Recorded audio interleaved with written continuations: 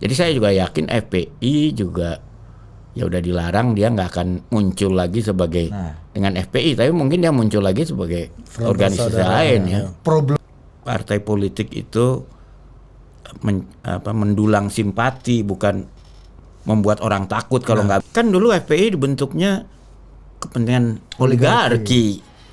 Enggak, sekarang Oligarkinya berubah kan gitu. Itu sebagian tuh melihat FPI sebagai liabilitas, bukan sebagai aset.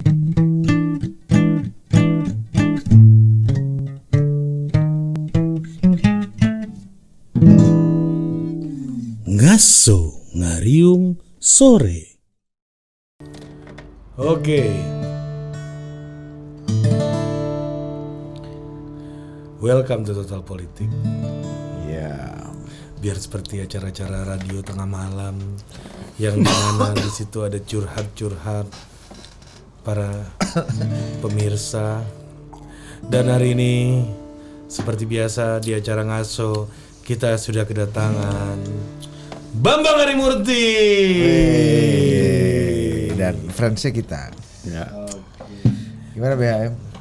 Baik gimana? Mega Jokowi kayaknya Bergulir ya bergulir oleh Zulfan Lindan sebagai sintesa. Iya, sintesa. Zulfan Lindan melanjutkan itu sebagai sebuah sintesa Mega Jokowi ini memang out of the box memang. Betul. Abang itu. Tapi sekarang gara-gara Mbak Puan tampil di acaranya Mbak Rossi yang mengatakan gila kali ya kan, nggak mungkin lah ibu maju lagi. Kalaupun mau maju keluarga nggak akan ngizinin, nah gitu kurang lebih itu. Ya. Gimana BHM? Ya. Itu udah tutup kemungkinan dong berarti ya. Susah lah kalau politik kan, kita juga dulu lihat Pak Jokowi juga pernah ngomong orang yang mau 3 periode itu mau menjerumuskan saya katanya. Tapi habis gitu berubah juga gitu ya. Dan biasalah banyak kalau janji politisi itu ya kita nggak usah terlalu serius lah nanggepinnya. Iya ya. Jadi nanti kecewa sendiri gitu loh. Oh, ini ada janji politik yang mau kita bahas hari ini. Iya. Ya, salah satunya adalah pernyataan dari Wasekjen Partai Nasional Demokrat Hermawi Taslim. Beliau memastikan, kata Bang Taslim, memastikan organisasi terlarang ya, yakni dalam hal ini FPI dan HTI dan segala macam aktivitasnya itu tetap tidak mungkin akan kembali jika Anies Baswedan menjadi Presiden Republik Indonesia katanya. Nah, ini kutipannya gini kira-kira. Kalau tentang FPI dan HTI dan segala macam itu kan sudah komitmen kita bersama. Jangan pun Anies, orang lain pun yang jadi menteri, yang jadi presiden Nasdem akan pasang badan supaya organisasi-organisasi terlarang itu tetap dilarang gitu.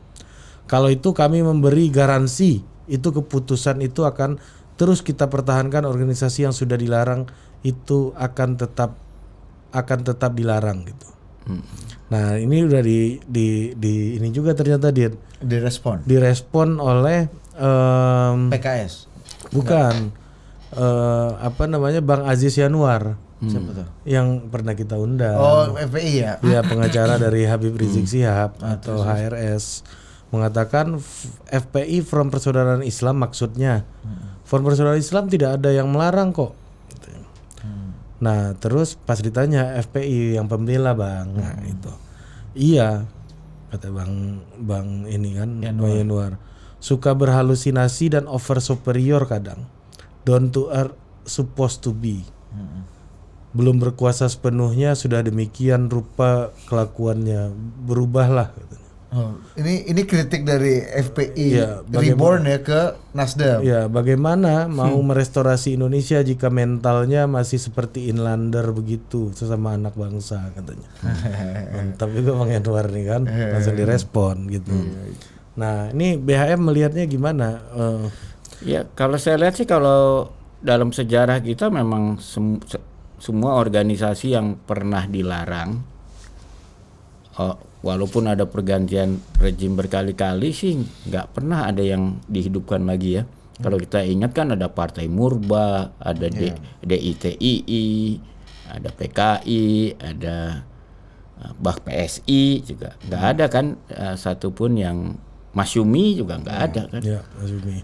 Jadi kalau kelihatannya udah jadi budaya kita gitu loh. Memang kalau yang nama partainya itu kalau udah dilarang ya udah. Gitu. Tapi orang-orangnya bisa masuk lagi dengan nama baru itu.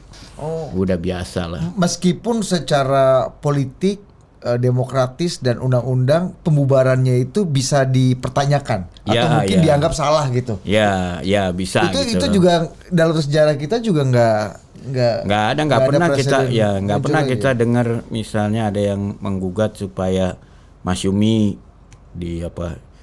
diberikan hak untuk hidup lagi atau murba atau PKI atau DITII atau PRRI Permesta. Semuanya kayaknya ya udahlah, nama lama itu jadi bagian dari sejarah aja, tapi orangnya bisa muncul lagi dengan institusi-institusi yang namanya beda lah. Ya. Walaupun kalau kita lihat kan seperti dulu sebetulnya mereka sudah kayak PRRI Permesta kan sudah ada amnesti, sudah ada abolisi. Jadi harusnya secara hukum kalau mau bangkit juga harusnya nggak ada masalah, tapi nggak tahu kenapa ya kita lihat aja lah, termasuk Yusril lah yang dianggap sebagai tadinya titisan dari Masyumi baru gitu kan, dia tuh juga bikin partainya bukan Masyumi. Tidak menghidupkan Masyumi yang lama gitu loh. Meskipun kan dari pemilu kalau kita lihat ya di 99 2004 kan ada partai PNI Masa Marhen, PNI Marhenisme, Sukmawati dan kawan-kawan itu kan ada juga. Bahkan kalau kita lihat nggak usah yang jauh-jauh lah. PNI nggak dibubarkan ya. Kan kita jauhnya PDIP lah. PDI kan memilih PDIP. Memilih bukan PDI gitu loh. Iya kan? Padahal kan sebetulnya orangnya relatif hampir sama aja, tapi diasosiasikan kalau yang PDI itu dulu yang ikut Pak Soeharto, kalau PDIP itu yang perjuangan. Nah, mereka merasa perlu punya nama lain karena orang lupa bahwa di semua organisasi itu pasti ada faksi-faksinya lah. Nah, biasanya ketika dilarang, nah itu faksinya tuh semakin tajam ininya perlawanannya lah di dalam. Jadi saya juga yakin FPI juga ya udah dilarang, dia nggak akan muncul lagi sebagai dengan FPI, tapi mungkin dia muncul lagi sebagai organisasi lain ya. Problemnya bukan ada di FPI-nya atau HTI-nya yang sudah dibubarkan, tapi upaya dari kekuasaan baik yang nanti akan datang itu merehabilitasi nggak organisasi yang telah dibubarkan ini kan yang kemudian jadi perdebatan secara fundamental. Ini kalau Anies Baswedan yang maju dan menang, apakah dua ormas yang sudah dibubarkan ini akan direhabilitasi lagi atas nama keadilan dan demokrasi? Sebetulnya tuh yang lebih problem tuh sebenarnya adalah ormas-ormas yang dasarnya adalah penggunaan kekerasan. Ya, jadi kan problemnya dari FPI itu karena dikenal suka menggunakan kekerasan. Nah, kalau organisasi itu kan berbahaya buat demokrasi. Kita ingat di zaman dulu, zaman Hitler, dia punya namanya The Brown Shirt. Itu kan ya semacam FPI-nya gitu, yang suka geruduk orang-orang yang berlawanan secara politik, bahkan rumahnya disatronin. Kemudian polisi juga nengok nggak terlalu berani gitu. Kemudian di Italia dulu The Black Shirt ya, Mussolini sama kelakuannya.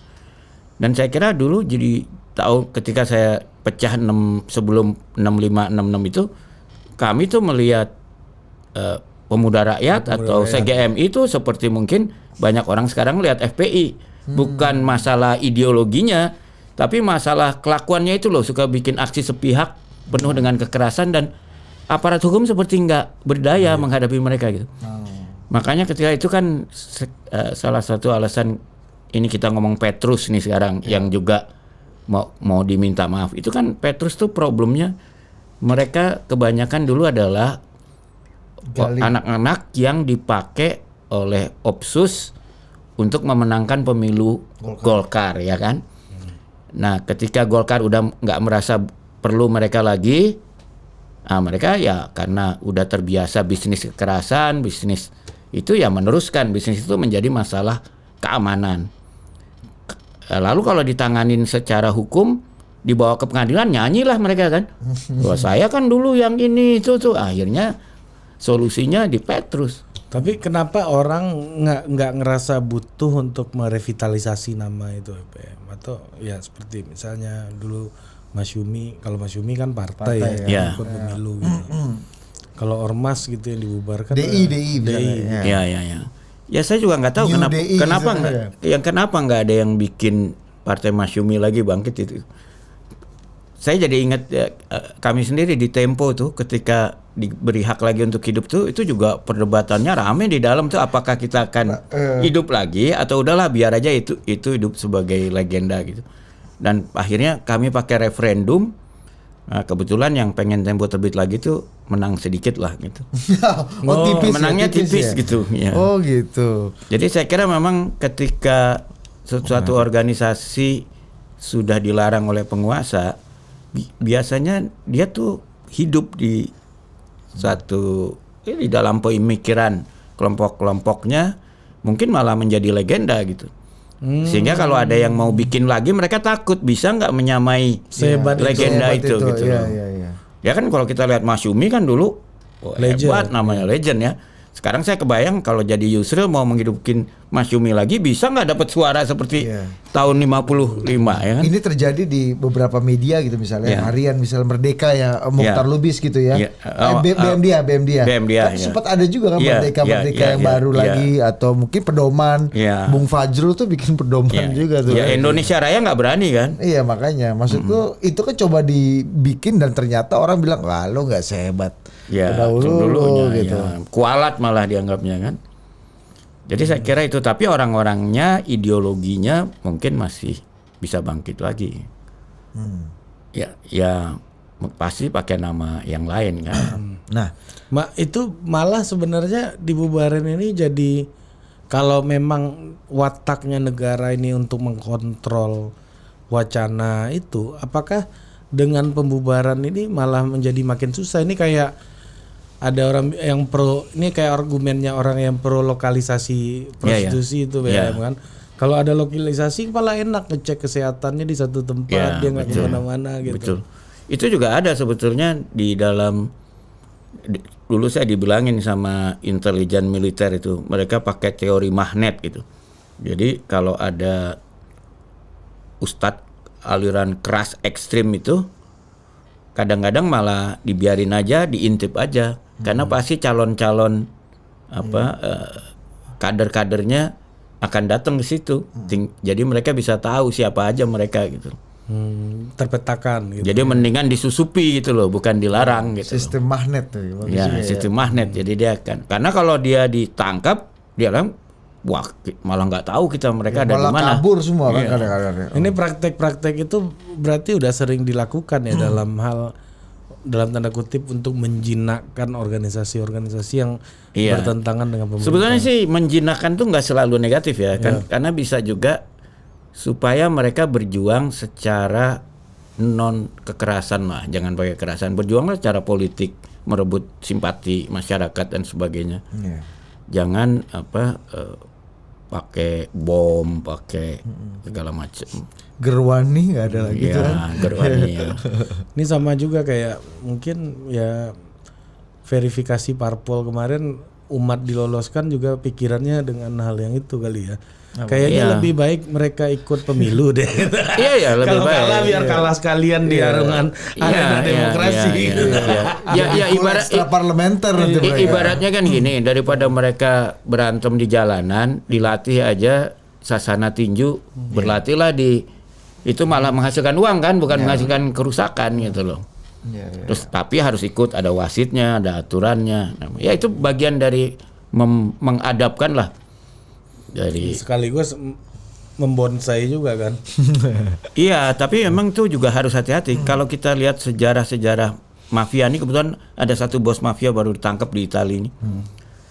Setelah 30 tahun, bayangin sembunyi. Tahu nggak lu?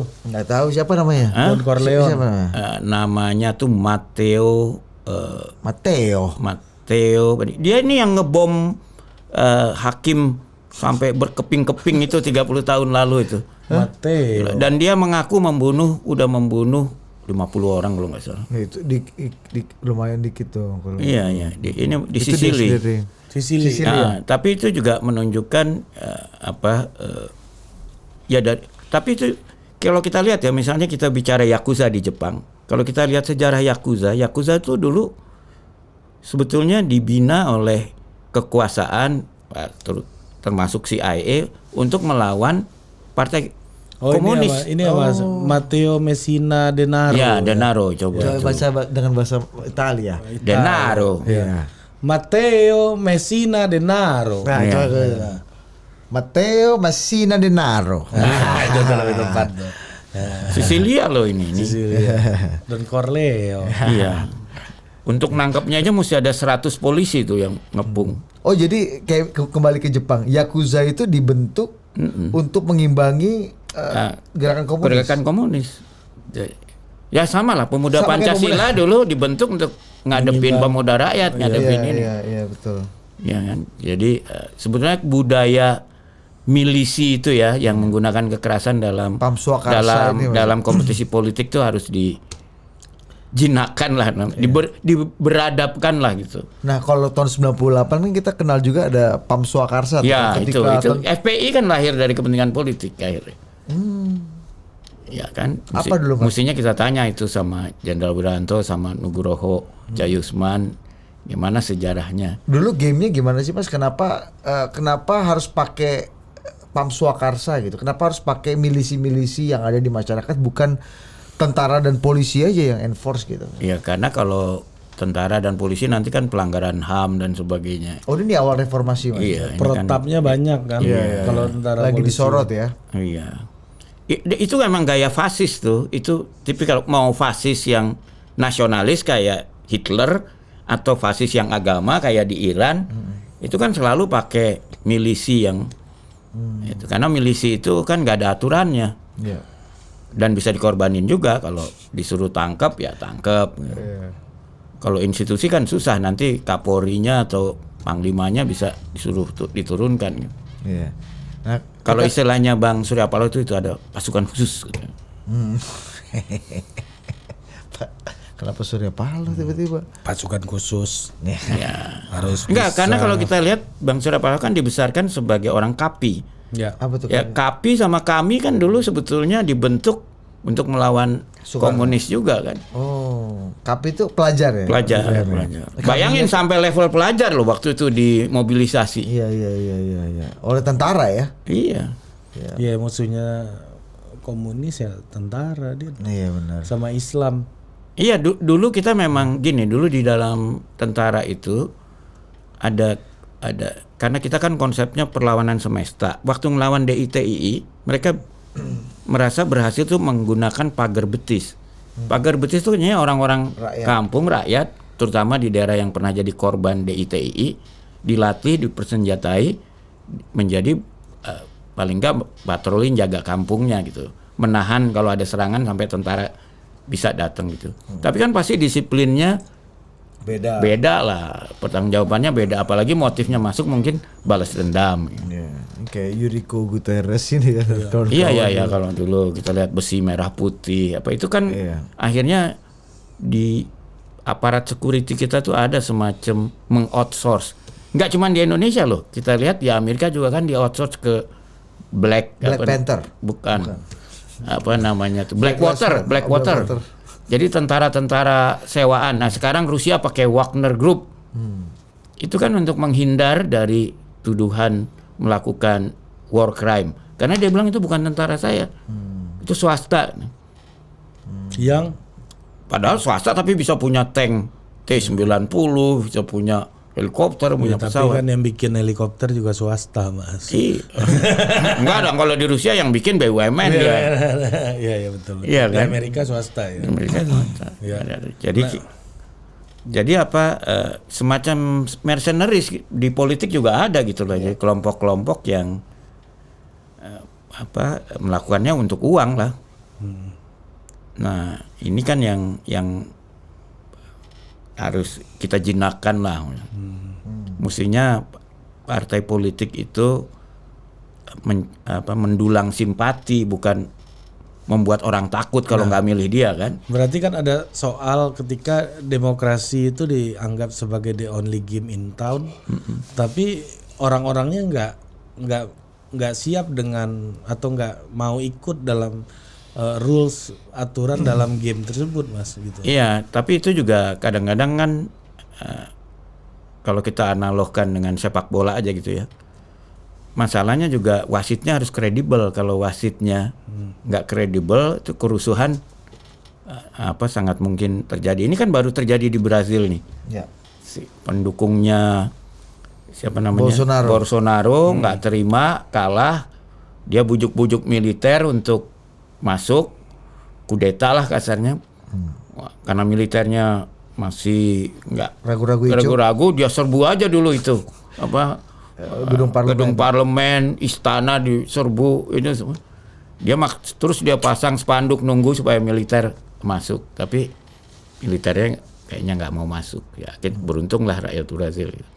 Nah, ini kembali ke isu Anies dan HTI ini, Mas. Ini kan salah satu isu yang juga penting dalam FPI itu kan sebenarnya bukan hanya keberadaannya, tapi juga soal isu-isu yang sifatnya itu lebih udah masuk ke ranah pidana gitu. Iya. Misalnya KM 50 gitu menjadi salah satu isu gitu. Nah, apakah dengan menolak ya seperti yang dikatakan oleh Hermawi Taslim itu menolak organisasinya, tapi isu-isu kayak begini bisa saja jadi, apakah bisa jadi alat untuk ya gue mungkin organisasinya nggak gue lanjutin, tapi isu-isu yang tersisa ini bisa gue pakai lagi. Oh ya pastilah. Maksudnya kan kalau dalam kampanye itu ada kampanye positif, gue yang terbaik nomor 1, kampanye negatif. Kalau dia kepilih bahaya loh, ntar dia bikin ini. Kalau menurut saya itu bagian dari kampanye negatif lah. Jadi kalau ibaratnya di dunia itu ada 2 kekuatan yang menggerakkan kita. 1 kebencian atau ketakutannya, kebencian teman-teman, atau itu cinta itu kan, harapan, cinta dan harapan. Nah sekarang kita bisa lihat seorang politisi itu lebih menggunakan power yang mana gitu. Biasanya sih kalau fasis lebih menggunakan kekuatan fear ya. Nanti kalau kita nggak gini kita dikuasai asing, nanti kalau kita nggak gini kita dijadi kuli di ini. Berarti takut radikal gitu, Taliban itu tuh isu-isu fasis ya biasanya. Awalnya ya begitu, tapi ya isu-isu fasis itu nggak mungkin laku kalau nggak ada kenyataannya loh. Iya. Ya, jadi tapi kan yang pertanyaan keduanya, memang pertanyaannya harusnya kita tidak menerima hanya yang pertama. Kalau nggak ini bahaya gini itu benar. Tapi pertanyaan berikutnya, emangnya kalau lu berkuasa ini hilang? Ya kan? Ya kayak ini. Contoh kan? Ini di sekarang kan ada pertemuan di Davos. World Economic Forum. World Economic Forum, dan biasa dalam pertemuan Davos itu Oxfam pasti bikin laporan. Laporannya kan menarik. Ternyata belakangan ini lebih gila lagi. Yang kaya makin super kaya. Pada waktu yang sama yang jadi miskin tuh juga tambah banyak, bukan hanya itu. Nah, ini kan membuat keadaan tidak stabil nih. Jadi harus dicari jalan keluarnya ya, ketimpangan, karena biasanya ketimpangan itu nggak bisa bertahan lama, dia akan ada arus balik lah untuk yang sebagai reaksi atas ketimpangan. Nah, kita udah lihat itu, sekarang kita lihat terjadi di Lima, ya kan? Peru 5. Terus kejadian di Brazil nih, ya kan? Brazil ketimpangannya tambah gawat di bawah Bolsonaro. Nah kita harus hati-hati juga di Indonesia kan, terakhir ini kan ketimpangan naik juga. Tapi kan Indonesia itu kan nggak pernah se-ekstrim Amerika Latin memang ketimpangannya dari dulu. Makanya kan kalau di dalam teori-teori politik ada yang mengatakan bahwa salah satu hal yang membuat ideologi ekstrim itu menjamur, baik itu ekstrim kiri ataupun ekstrim kanan, itu adalah soal ketimpangan. Semakin timpang masyarakatnya, maka ideologi-ideologi ekstrim itu juga akan makin berkembang. Gerakan kiri komunis nggak akan mungkin relevan di negara-negara yang ketimpangannya macam Skandinavia gitu misalnya, yang relatif lebih setara, welfare state kan ideologinya gitu. Tapi gerakan kiri mungkin nggak akan amplifikasinya nggak akan seperti di Latin Amerika gitu. Tapi kan Indonesia sekarang pelan-pelan menuju ke sana. Karena kita tuh ekonominya komoditas. Ekonomi komoditas itu pasti yang menikmati itu segelintir orang aja. Sementara yang menderita kalau kenaikan komoditas tuh hampir semua orang gitu loh. Kecuali yang segelintir yang menikmati itu. Kecuali pajak kita dan neraca ekspor. Tapi kan ya ekspor, tapi masalahnya pajak kan besar sekali dari situ. Iya. Itu yang kemudian menjadi pemasukan negara yang kemudian nantinya diharapkan akan dibagikan ke lebih banyak ya, orang. tapi kalau kita lihat di Argentina misalnya sekarang terjadi kerusuhan itu karena yaitu yang kiri yang merasa mau jawaban bilang tolong dong ini dipajak itu ekspor di sana kan kebanyakan makanan ya. Tapi di sana kan yang menguasai makanan itu kan tuan tanah yang punya oligarki lah. Penguasa juga. Oligarki nggak melawan. Nah kan oligarki biasanya kalau di parlemen menang dia pasti. Karena semua anggota parlemen kan takut lah sama mereka gitu.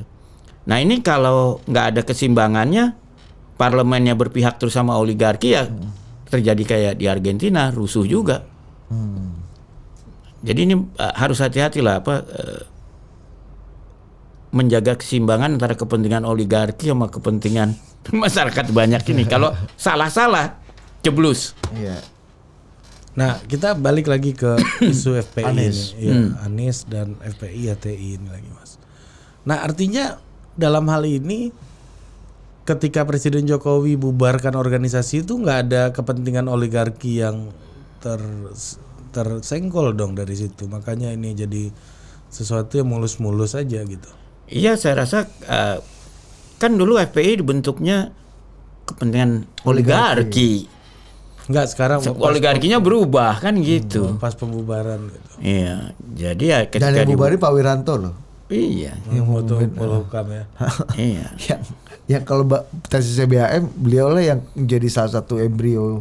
Iya, ada kepentingan itu biasa lah dalam security kita lihat Al-Qaeda. Al-Qaeda itu kan dulu didirikan oleh CIA dan intelijen Pakistan untuk melawan Rusia. Setelah Rusianya keluar, mereka pikir, udah gua nggak ada urusan lagi. Akhirnya dia hidup sendiri, jalan sendiri, punya kepentingan sendiri. Taliban juga ya. Ya, Taliban gitu. Itu biasa dulu di kita ya pernah kejadian juga kan ketika Orba masuk, Opsus perlu semua yang lawan komunis dihidupin, termasuk ex-DI/TII. Begitu mereka udah nggak diperluin lagi, wah mereka jalan sendiri, komando jihad, ngebajak pesawat Waila dan seterusnya gitu. Jadi emang hati-hati membesarkan anak macan nih, hati-hati gitu loh. Kalau nggak hati-hati digigit sendiri. Iya. Kayak lagi viral di Instagram nih kan untuk membasmi tikus di rumah lu kasih ular, Bos. Tikusnya lari-lari, tapi lama-lama ular itu makin gede, ngeri juga kan gitu. Iya. Itu masih digigit. Nah, itu dilakukan di Cina kan. Mereka membebaskan bisnis, enggak orang bisa bisnis gede.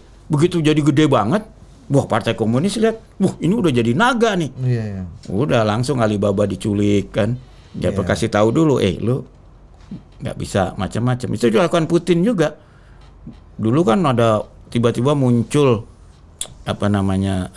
industriawan besar.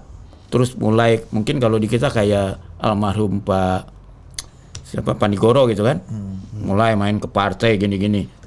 Di sana Putin langsung ditangkap, masukin penjara, perusahaannya diambil.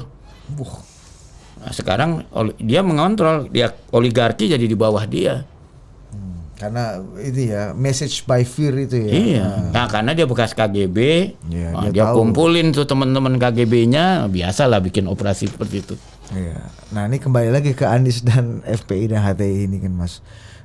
Isu mengenai FPI dan HTI kita tahu kan misalnya secara demografi aja gitu ya.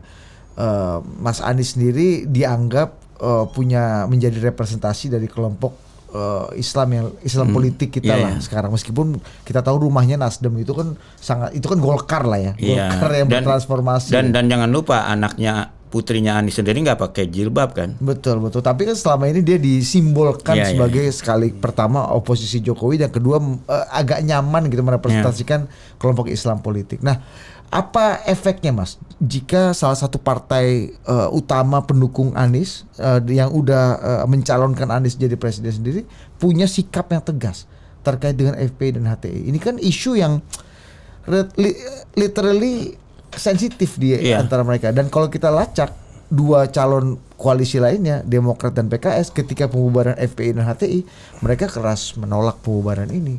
Ya kita lihat aja apakah PKS mau ikut Nasdem mencalonkan Anies. Ya kan? Karena jangan salah loh, buat kalangan politikus Islam itu sebagian tuh melihat FPI sebagai liabilitas, bukan sebagai aset. Ya kan? Jadi dia jadi nggak populer Islam ini gara-gara kelakuan mengaku sebagai front pembela Islam, tapi oleh mereka dipersepsikan itu front penista Islam karena membuat nama Islam jadi jelek gitu loh. Ya kan? Sama lah seperti di Myanmar gitu kan, ada Buddha kan, pendeta Buddha itu orang yang non violent. Tahu-tahu ada kelompok berapa biku yang itu. Lalu kita lihat juga di Gujarat, Modi itu kan, penduduk Buddhis tiba-tiba Hindu jadi militan, malah minoritas disikat sama dia. Nah ini kalau menurut saya rasa ini yang dilakukan Anies sekarang juga dalam tanda kutip ingin mengoreksi kali image-nya selama ini gara-gara tahun 2017 ya. Ya. 2017 dia dianggap dekat dengan kalangan Islam, ya politik identitas ekstrim lah.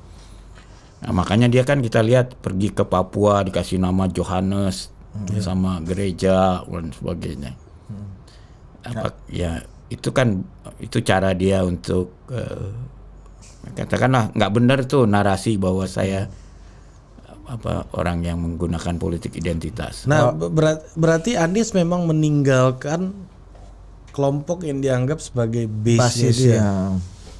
Tapi apakah Anies kelompok base-nya itu gitu loh? Enggak kan, sekarang kan pilihannya kan itu.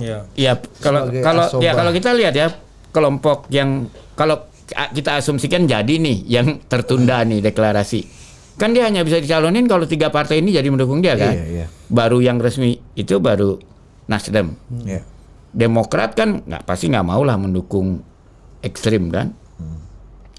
PKS sama PKS paling kanan PKS kan, ini mungkin kalau kita lihat Nasdem paling sebelah kiri, Demokrat tengah, PKS kanan. Sebetulnya ini kan semua kelompok yang mendukung dia, justru dia punya spektrum lebar gitu loh. Tapi sekarang kan Anies dianggap, dan kalau misalnya saya mau tanya sama BHM, simbol utama wakil Islam politik di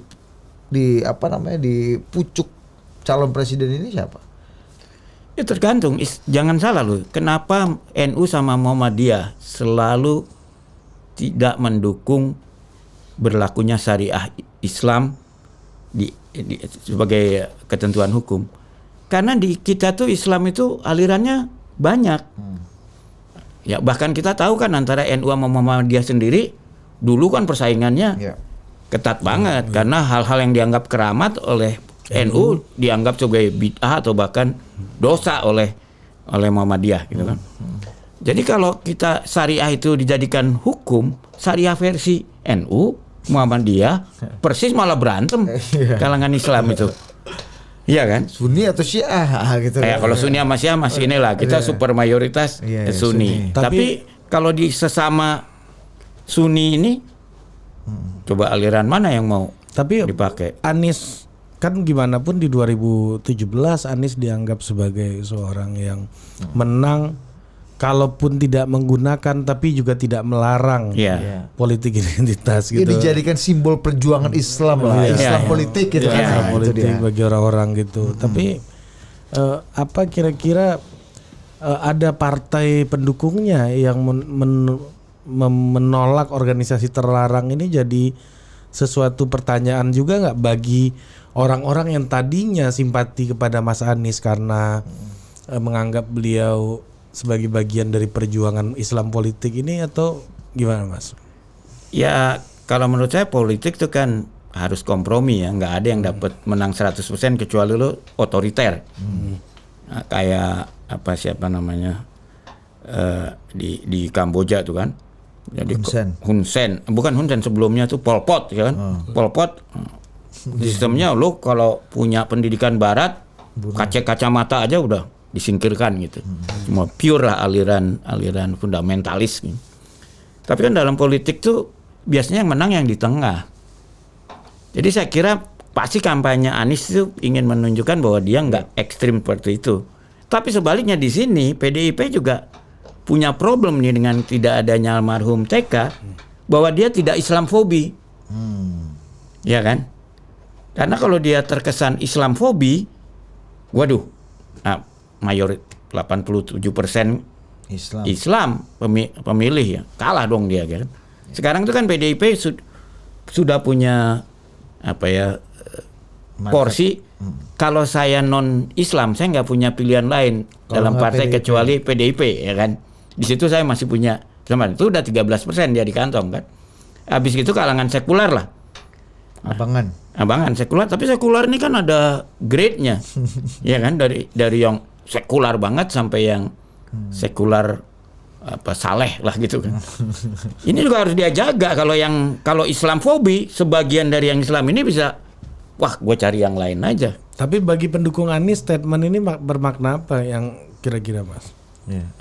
Pendukung Anies yang menjadi dianggap basis utamanya yang dia. menganggap Anies sebagai wadah perjuangan Islamnya dia gitu.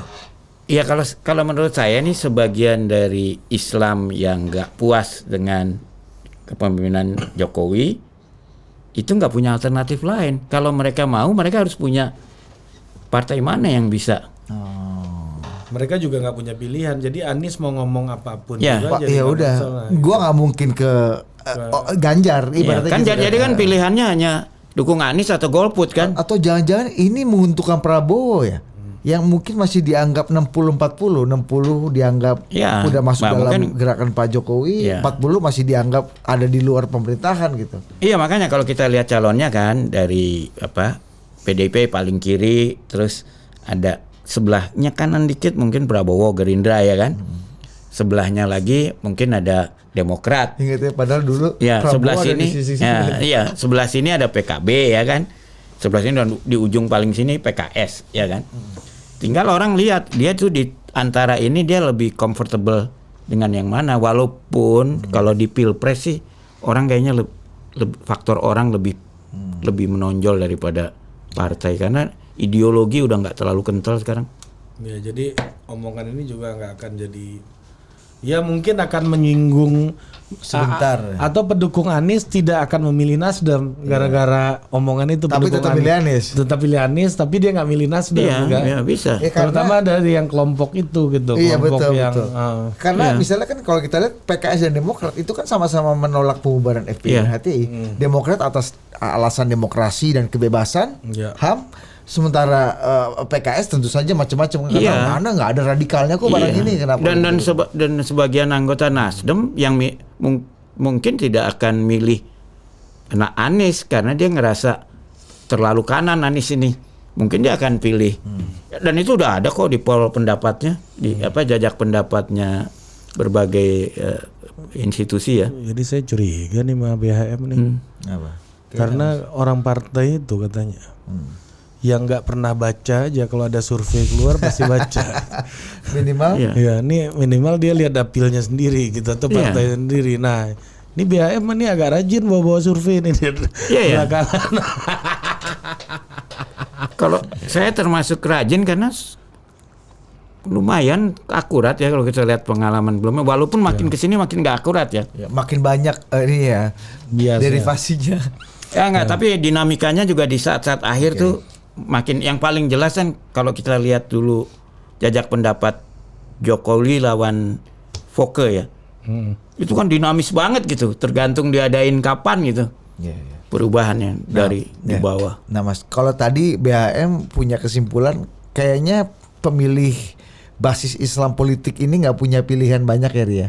Tetap ke Anies meskipun partai ini bisa pilih-pilih, dia bisa pertimbangkan. Tapi Islam politik itu kan juga terbelah ya, yang antara yang NU sama yang Islam Muhammadiyah politik aja. ini kan yang kelompok moderat, kelompok yang di kanan lah, kelompok yang dua. Kalau kita bicara komposisi 2017 lah, Pilkada DKI, ya itu kan antara Anies dan Ahok kan kita bisa bedakan. Ya kita bilang lah pendukung FPI itu nggak punya pilihan lain gitu kan. Nah artinya hanya Anies yang menjadi simbol harapan mereka kan.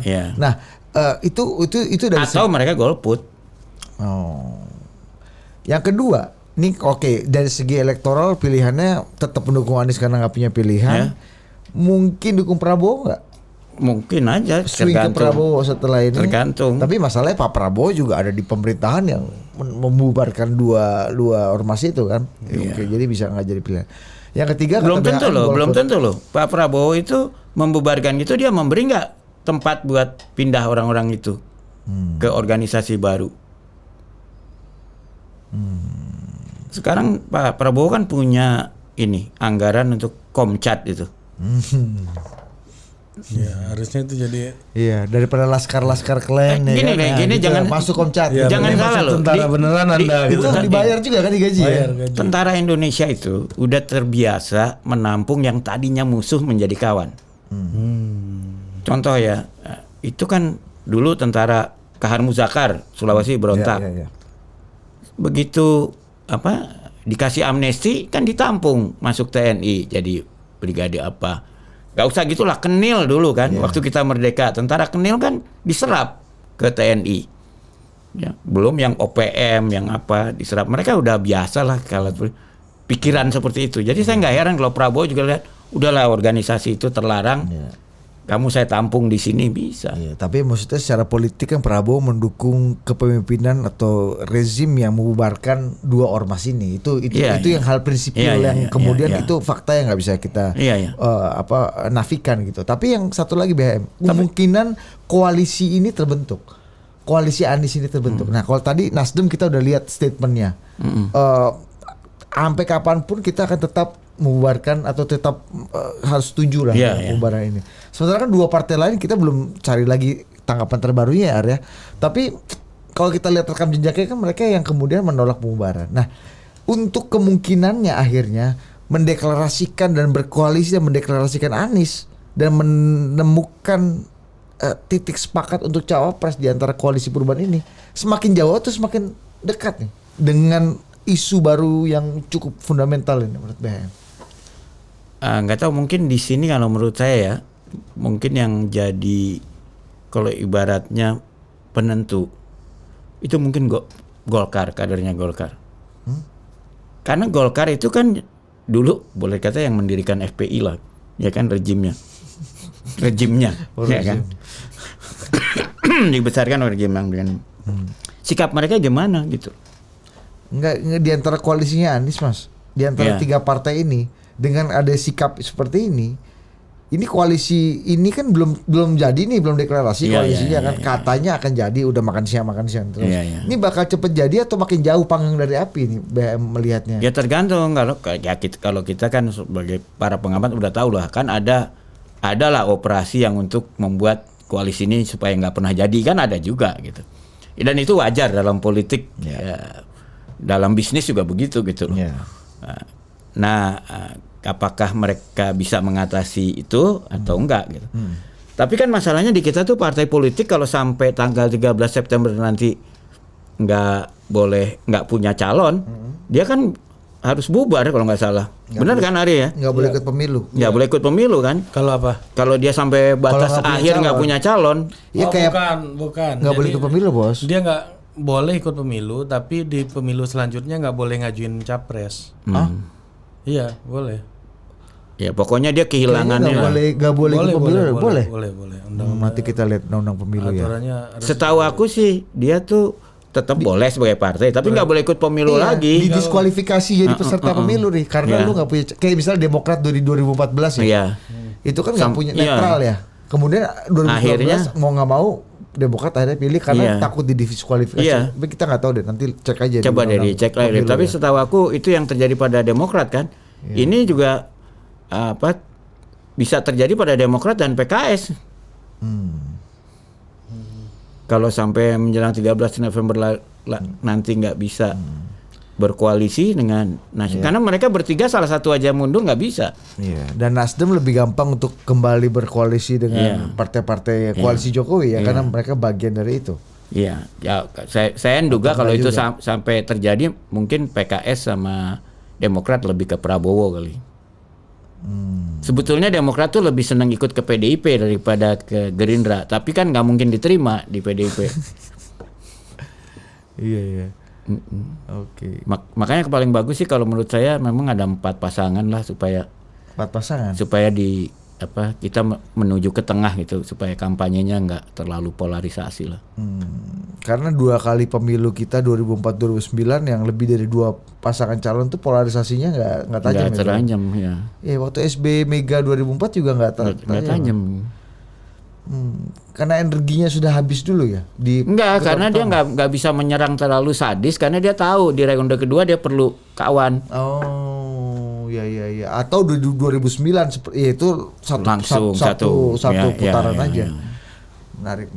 Nah, kalau kemarin itu kita lihat juga BHM ini isu politik terkini juga. Kemarin kan Pak Peter Gonta temannya BHM men-spill tuh di Instagram ya kan, ternyata Pak Surya dan Pak Luhut baru bertemu gitu di Eropa.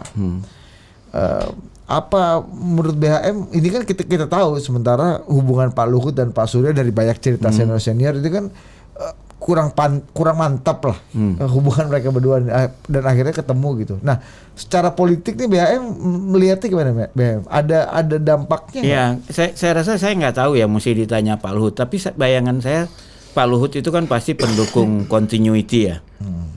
Jadi kalau Pak Jokowi nggak diperpanjang, dia pengennya supaya aman pemilu ini boleh diperkan antara calonnya dia dan calon pendamping lah. Jadi siapapun yang menang, simbolnya meneruskan lah, bukan yang mengubah gitu. Dan saya kira dalam kasus seperti itu pasti kalau saya jadi Pak Luhut, saya akan berusaha membujuk Pak Surya Paloh, udahlah, jangan cabutlah dukungannya gitu. Karena kalau nggak didukungkan nggak ada yang dukung Anies, kan Anies nggak bisa bertanding, karena sekarang yang muncul sebagai calon perubahan kan cuma Anies. Kepentingannya Pak Luhut apa? Tetap menghadirkan Anies dalam kompetisi ke depan? Enggak, justru dia kalau bisa Anies jangan masuk sebagai kompetisi dong. Iya. Sedangkan Surya Paloh dia dalam posisi justru dia mau menaikkan posisi tawarnya kan, dia harus punya kartu. Iya. Apalagi kalau memadai kartunya. Sekarang kartunya masih belum terlalu kuat kan, karena 2 partai lain belum. Iya, belum deal. Bandar belum sepakat belum, kata Fahri Hamzah. Iya, tapi jangan-jangan malah gini BHM. Kan ada yang bilang juga dengan hadirnya Mas Anies maka Ganjar jadi tambah relevan gitu. Iya, jadi kalau dari sisi kepentingan ini kan akhirnya kepentingan dari kelompok mungkin Pak Jokowi atau Pak Luhut atau siapapun gitu berkepentingan juga untuk Bang Surya tetap menjaga Anies ini tetap punya posibilitas untuk mencalonkan, karena kalau Anies nggak jadi mencalonkan, dibunuh sejak awal misalnya, dibunuh secara politik gitu ya, nggak jadi mencalonkan, itu maka Ganjar juga peluangnya juga jadi lebih kecil. Kita mesti lihat gini kan, Luhut ini kan dekat sama Pak Jokowi, tapi kan bermasalah dengan Ibu Mega dan PDIP kan, dan dia kan Golkar. Dan kita lihat Golkar kan sudah menyiapkan koalisi KIB. Ya. KIB itu kan semua orang memperkirakan ini adalah calon cadangan kalau PDIP nggak nyalonin Ganjar, dia bisa nyalonin Ganjar, ya kan? Jadi tapi sekarang tuh kan perlawanan yang bisa mengalahkan Ganjar, punya potensi bisa mengalahkan kan Anies kalau kita lihat jajak pendapat, ya kan? Ya. Nah, bagaimana supaya Anies tidak ada dalam menu? Ya sebetulnya kalau Nasdem bisa ditarik masuk atau digoda, bisa ada transaksi godaan kan selesai. Jadi jadi Pak Luhut ngelihat ya kalaupun Pak Jokowi nggak bisa maju diperpanjang, ya dia bisa mungkin maju Ganjar bisa menang next presiden, bahwa dia dimusuhi oleh PDIP atau Bu Mega nggak apa-apa kan, dia presiden gitu.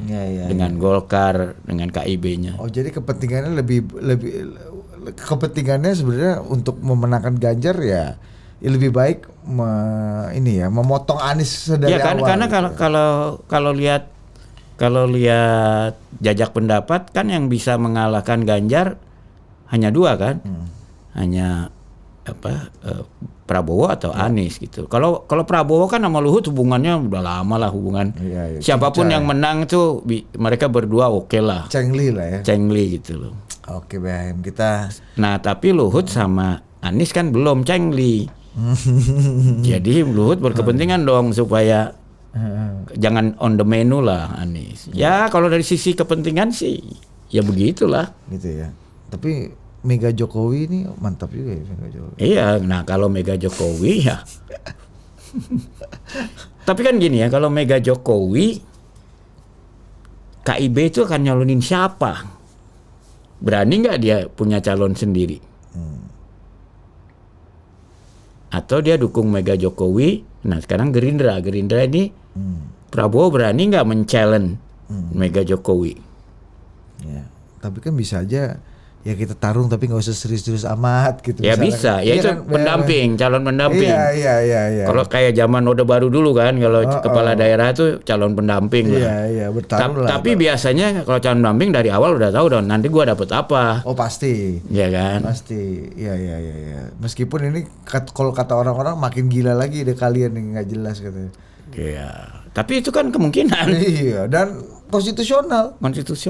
Dan apalagi yaitu tadi kalau kita lihat Ibu Mega itu buat orang-orang aktivis anti korupsi gitu misalnya. Itu memberi harapan juga. Dulu KPK yang independen itu didirikan pada zaman Ibu Mega ya. Iya, betul. Salah satu yang periodisasi yang kuat juga Yang ya. kuat, BHM. ya. Ya, kita lihatlah nanti gimana perkembangannya BHM. Thank you. Iya. Kita ngobrol topik yang lain lagi habis ini. Iya. Tapi menarik lah. Oke. Yuk. Sampai jumpa.